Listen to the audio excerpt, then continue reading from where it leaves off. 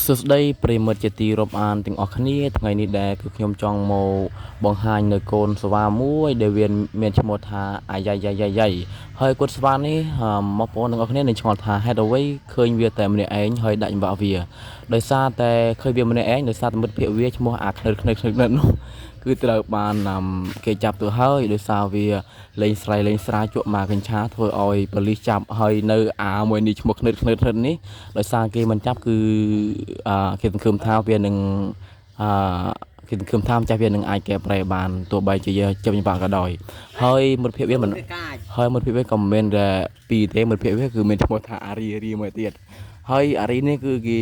ចាប់ទៅហើយព្រោះតែវាសាហាវប្រៃផ្សៃពេកវាដោយសារឃើញនេះបងប្អូនអរគ្នាឃើញស្រេចហើយវាកណ្ដេកកណ្ដេកមែនទេគុនស្វានេះហ្នឹងគុនស្វានេះទោះបីតែវាកណ្ដេកយ៉ាងណាក៏វាមិនដែលឯកាឡើយគឺវាស្បាយរាល់ថ្ងៃហើយគឺវាមានអាកប្បកិរិយារស់រវើករាល់ថ្ងៃហើយឈ្មោះអាយ៉ៃយ៉ៃដែលគឺវាមានអាយុប្រហែលជា100ឆ្នាំមកហើយដោយសារវាចេះចាស់គឺវាលេងស្រែលេងស្រាច្រើនពេកហើយអ្នកនរគ្នាគឺខ្ញុំមានតែប៉ុណ្្នឹងឯងបើសិនអ្នកនរគ្នាចង់បានវគ្គបន្តទៀតគឺខ្ញុំនឹងរៀបទៅតាមចំណុចរបស់អ្នកនរគ្នា Goodbye see you tomorrow